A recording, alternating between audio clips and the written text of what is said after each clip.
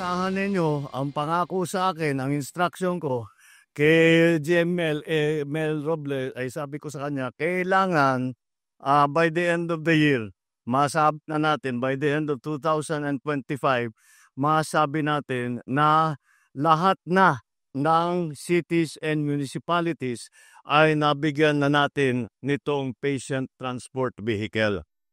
Kaya pinili namin itong modelong ito na very appropriate, na tamang-tama para sa Pilipinas.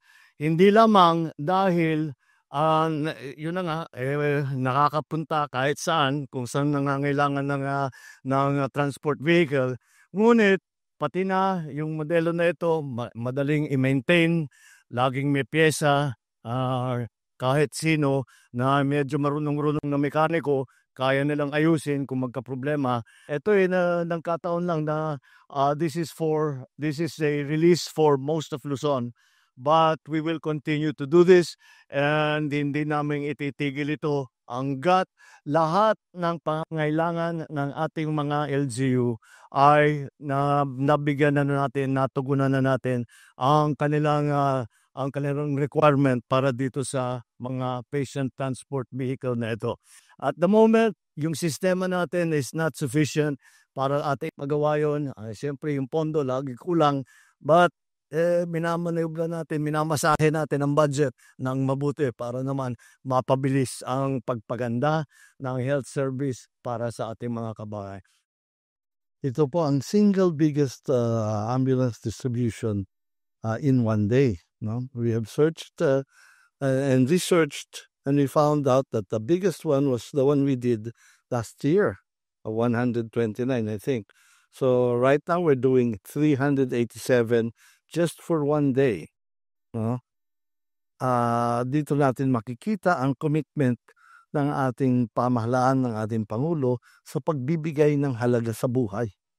Napakahalaga po ng ating ambulansya sa pag-extend po ng buhay ng mga may sakit, mga nangangailangan ng tulong pang-medikal. So, kailangan lang madala sa pinakamalapit na ospital. Ito po ang ibig sabihin nito, maaring hindi lang po ito statistics and numbers or a show of our capability. It is a show of concern, compassion, at ang ating commitment ng Pangulo na gawing mas mabuti ang buhay ng ating mamamayang saan man sulok ng ating bansa. For the week alone, katumbas na po ito ng ang 6 na taon, isang termino ng mga nakadaang administrasyon.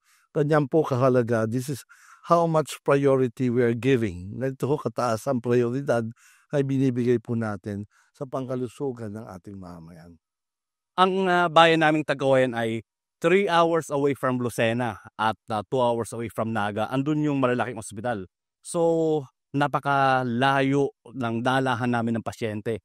Kaya napakalaking tulong nitong patient transport vehicle na ito para sa aming mga kababayan. Una po, nais ko magpaabot ng taus-pusong pasalamat sa ating mahal na Pangulo, Bongbong Marcos. Ganun din po sa Philippine Charity Sweepstakes Office sa pagbibigay ng patient transport vehicle sa hindi lamang sa Cagayan kundi sa napakaraming bayan. Ito ay malaking tulong sa aming mga kababayan, lalong-lalo na sa oras ng pangangailangan.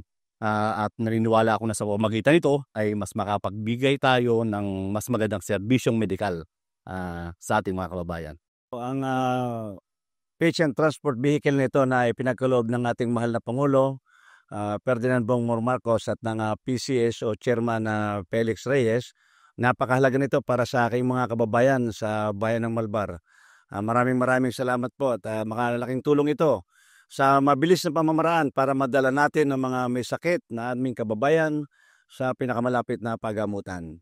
Okay, umasa po kayo na kaming mga taga-bayan ng Malbar ay taos-pusong nakikisa sa layunin ng ating Pangulo at ng nasyonal na pamahalaan na bigyan daan natin sa mabilis na pamamaraan ang pagtugon sa pangangailangang pangkalusugan ng ating mga kababayan.